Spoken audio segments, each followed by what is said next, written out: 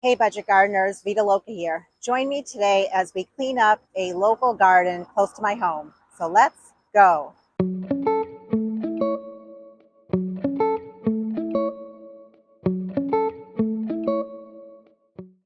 I'm not sure if you call this a roundabout or a rotary, but nevertheless, this is located in a small town near my home, about 30 minutes away in Pennacook, New Hampshire. My husband and I adopted this spot about 3 years ago. Even though this area has been maintained by my husband and I for the last few years, we have other people that also help us, and we're very fortunate for that. That includes a doctor in town who initially took over this area and maintained it for a number of years, and he's still very involved with helping maintain this area. What I'm going to do is put links to articles that were written by local community members about this particular spot in case you're interested in the history of it. My sister-in-law also helps us with maintaining this spot, and there are other people that are involved. The list can go on, but I will tell you that some of the annuals that we get are donated by a local nursery, and a lot of the perennials are just from my own garden. It can get loud here, but I wanted to just introduce you to this area and bring you along as I clean it up. It is the third week of October, and it is time for me to start removing all these annuals. This whole bed is set up on drip irrigation. One of the biggest issues that we run into is when trucks go around this roundabout or this circle, they sometimes will go over the edge here of this bed where we have granite. And it's happened a few times, in fact, this year. And unfortunately, it takes out our irrigation. So then what ends up happening is the annuals, which really depend heavily on the irrigation, end up suffering. And that happened a number of times this year. So one of the big projects that Mr. Budget Gardener and I are going to be doing next year is moving the irrigation box back a little bit. And we're going to have to fix all the irrigation, but we figured we might as well wait until after the winter, and we'll do it in the springtime. This area where I'm pulling out these petunias gets full sun, and the petunias always do well in this particular section of this garden.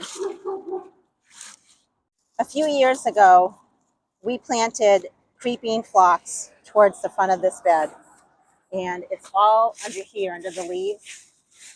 It really does so well in the springtime, and we're going to be dividing and moving the creeping phlox next year just to keep going all the way around the circle.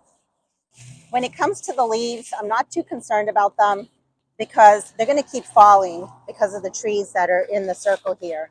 I'm more focused on just pulling out any annuals, and I'm also focused on pulling out any big weeds that I see.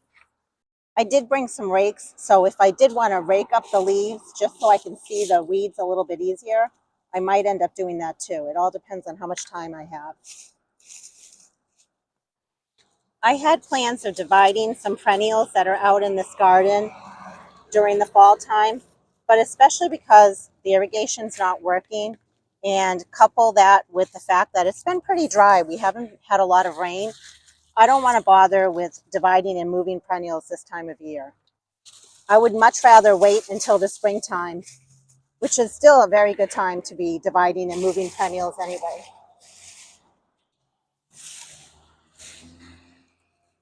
My husband is originally from Pennacook, and since it's his hometown, and also since this circle is partially dedicated to his dad, which is my father-in-law, that's a huge reason why my husband and I decided to adopt this spot. My mother-in-law was an avid gardener. I learned a lot of my gardening skills from her.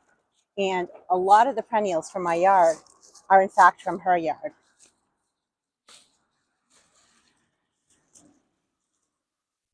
And then when I divide my perennials and bring them over here, I feel like a part of her garden is also in this community. There are some really beautiful large perennial grasses that are right here, and they definitely need to be divided and moved around next year. You can see that the hosta leaves have turned. They're a beautiful color, but again, it's a matter of my time, and I'd rather just cut them back right now than have to come back in another few weeks to do this job.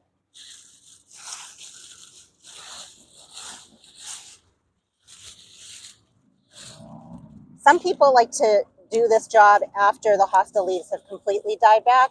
Other people like to do this job in the springtime. A lot of times hosta leaves can have slugs that like to put their eggs under them, so I like to remove the leaves during the fall months. I planted these hosta here 1 or 2 years ago, and these were donated by a local member in this community. And that's what I'm talking about. It takes a village when you have a spot that you've adopted. A lot of people love to help out and donate, which is really nice.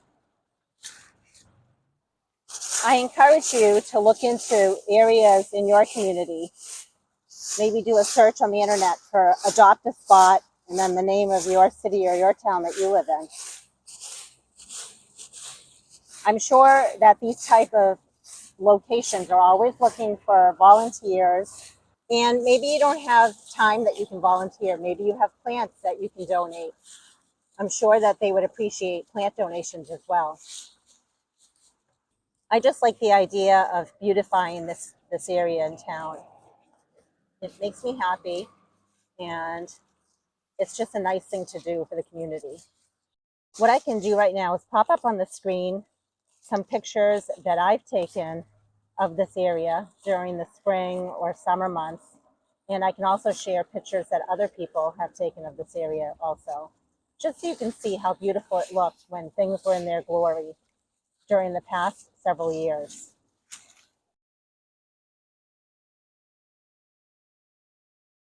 This plant that I'm cutting back here is a daylily, and it's just so much easier to do all this cleanup this time of year. But it's all based on time. I think last year I didn't do my cleanup until the springtime. But today is a gorgeous day here in New Hampshire. The weather is perfect. And I thought it's a great day to be out here and clean up this space.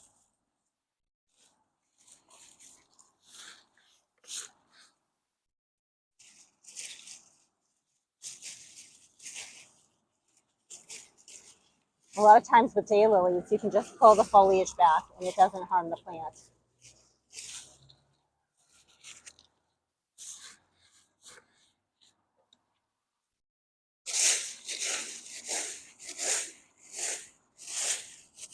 I'm thinking that I probably should remove these leaves, even if more leaves are going to fall, just so I can really see what's going on under here.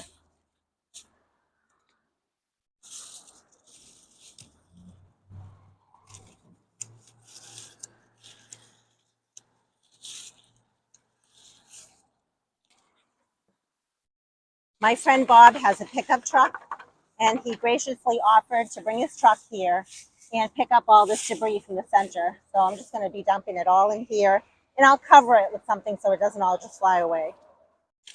Like I mentioned, the leaves will continue to fall, but at least for today, while I'm cleaning up this flower bed, it'll make weeding certain sections a lot easier if I pull out all the leaves. And I'm not going to do a perfect job. I'm just going to do a good enough job so I can see what I'm doing here.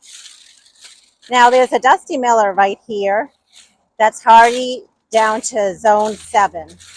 And where I live here, it's zone 5. But some years it does come back. And what's interesting about dusty miller is it will go to seed. It produces a yellow flower, and you can collect the seeds from it. And what I learned about that is the flowers are not produced the first year you buy the plant. The flowers are produced the second year. So if it's a perennial for you, or if it's a tender perennial and you get the blooms on it the second year, you can collect the seeds from it and you can grow the plant from seed. I'll add a link down in the description below showing you how to collect the seeds of Dusty Miller in case you're interested.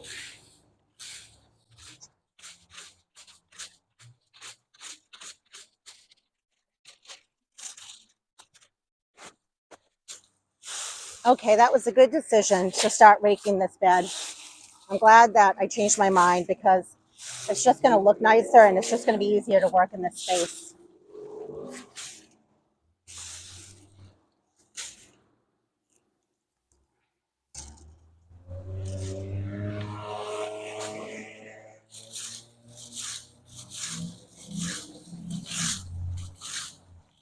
As much as I want to cut down every single herbaceous perennial that I can in this bed, I am going to leave a few things up standing. I'm going to leave the ornamental grasses up, and I'm going to leave the seed pods or seed heads up of the black-eyed Susan or rudbeckia, because I think it adds a lot of nice interest in this area, and the birds will really appreciate it because then they can feast on the seeds. I'm tempted to want to take all these leaves home and shred them up and add them to my compost pile, but I think it'd be too much work. I'll just let them stay here and they can break down, or Dr. Bob, who helps us out, he can take them with him when he collects all the debris. This rock that you see here was placed here by Dr. Bob just to hopefully prevent all these trucks from driving up on the side here and ruining the flower bed and the irrigation. Fingers crossed.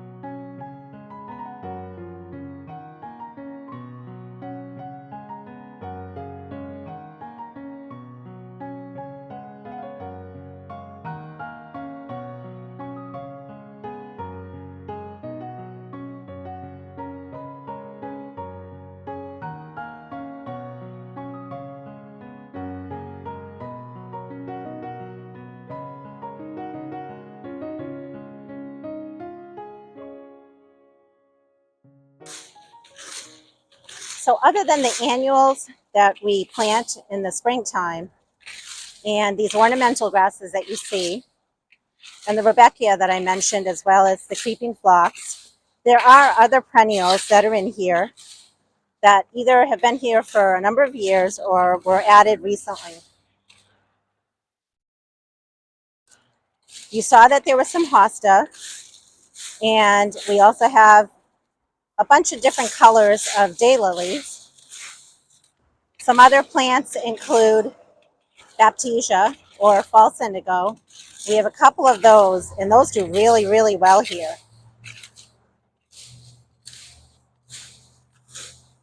We also have evening primrose, as well as the great blue lobelia.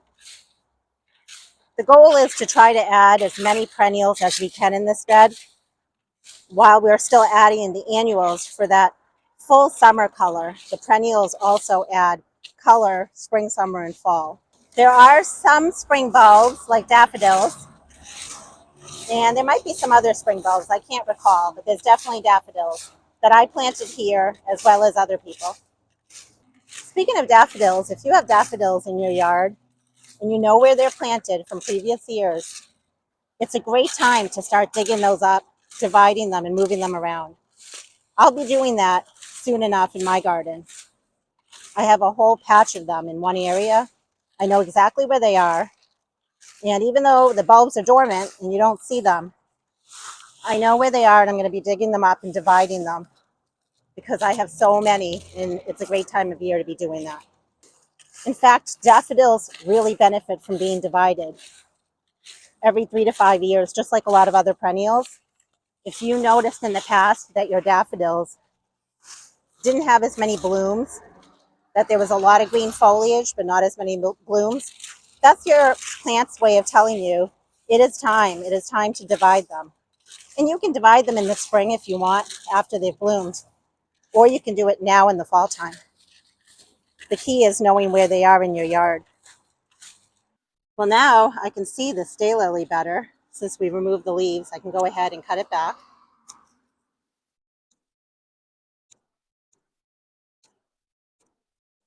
I did take a lot of pictures and a lot of videos of this garden space. So next spring I can refer back and I'll know exactly which ones, in terms of daylilies and other plants, need to be divided. There are certain plants that self-seed very, very readily. In fact, some people might call them a nuisance. They might call the plant aggressive. I call it nature's way of doing its thing. You could definitely treat those little seedlings that have self-sown as weeds and pull them out. But like these right here, these are all black-eyed Susan or rudbeckia. And I'm letting them be for right now because in the spring, I'll be coming back in here. I'll be digging these up and I'm going to be moving them to other parts of this circle. That is definitely a perennial that does so well. It looks so nice in this circle garden. And why buy more and more of those plants when I have free plants ready to go? Of course, anyone that's helping with weeding this flower bed, they just need to be told, these are not weeds. Save the weeds. They're not weeds. They're actually a plant, a perennial. There's another plant in here that self-seeds. It's this guy right here. It's actually an annual, but it self-sows very readily. And it's called bidens or biddens. What's nice about cutting these plants back is as more leaves fall, it'll just be easier to get around these plants and be able to keep raking up this area of the garden.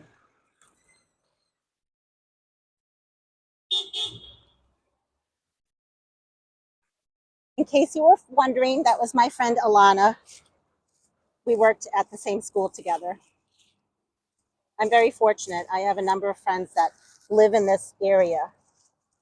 In fact, I just saw them yesterday. So hi, Alana. I know you said your husband watches these videos, so hello to your husband as well. There, now I can get in here and get to these leaves.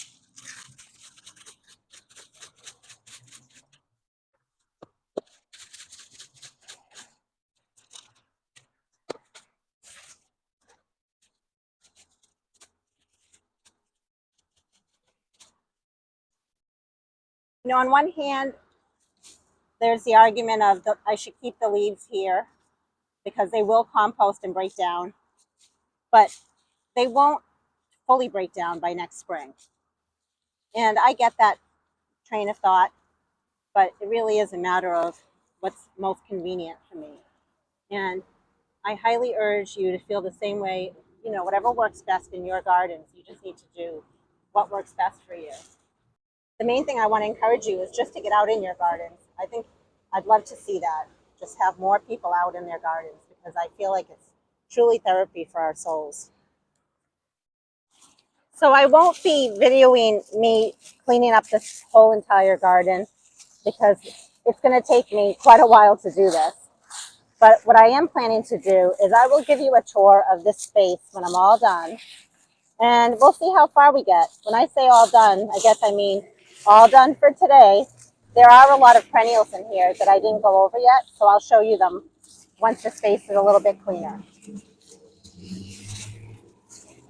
It's been a few days since I've been here, and I do have a cold, so I apologize about my sound. I just wanted to show you the black-eyed Susan or the rudbeckia.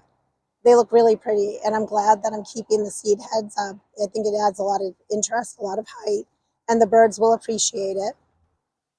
And you can now see the creeping phlox that's towards the front. All the leaves have been removed. And when I came out here this morning, I just used my leaf blower. It was so much easier than raking it again. And here are the grasses that need to be thinned out next year. I'll definitely be dividing these.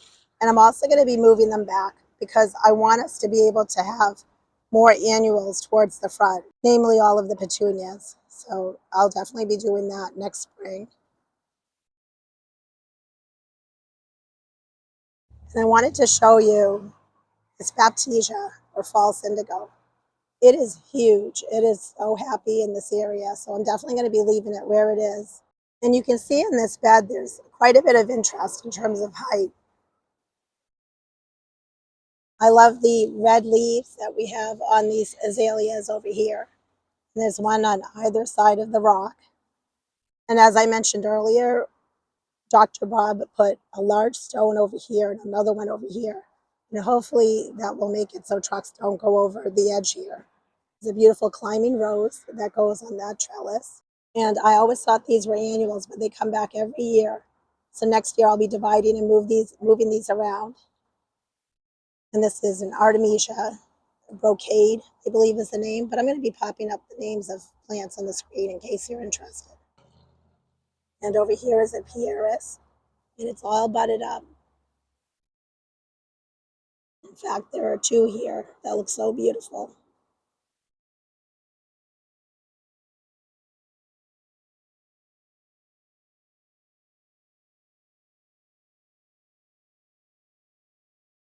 And on this side of the bed, I definitely think this is a shadier side of the bed. There are some gorgeous red berries. I believe this is called a winterberry, but I'm not quite sure. I love the berries on there. It does appear that this plant sends a lot of suckers out. So I'm hesitant to take a piece of it for my own garden. But I do enjoy it out in this area. And you can see in the center, I've blown all the leaves there and raked up the leaves from the other day as well. So either Dr. Bob or I will be coming in and removing those leaves very soon.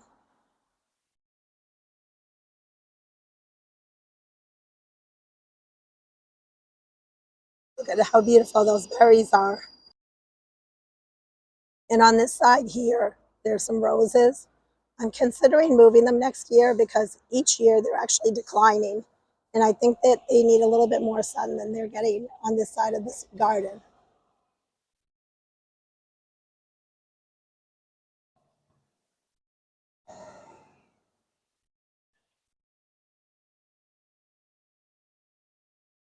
We have a couple of more azaleas on this side of the bed. I'm going to be moving those also. And instead, what I'd like to do is actually add more shade-loving plants because I do feel this is definitely a shadier section.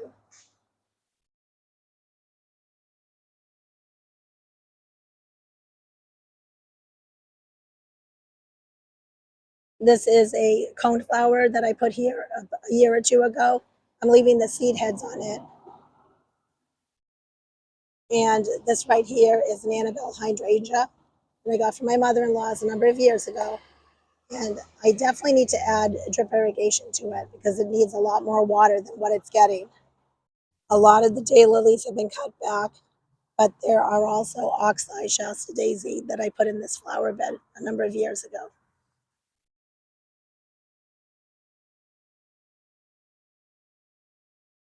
There are some really pretty, I think they're a boxwood, but I'm not quite sure, that Dr. Bob put in.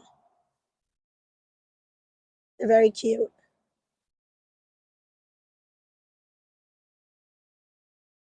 And then here's another of the baptisia or false indigos.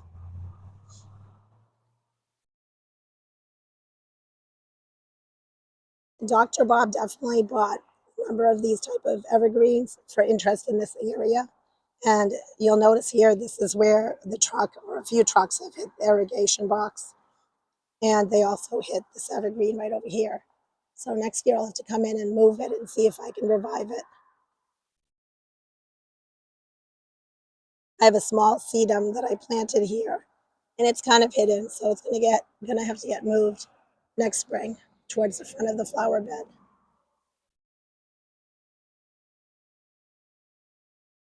And here we are back at the front of this area. I'm very happy with all the cleanup that was done. And I'm also looking forward to working on this garden next spring. And I can't wait to bring you along as we really make this area look even more beautiful next year.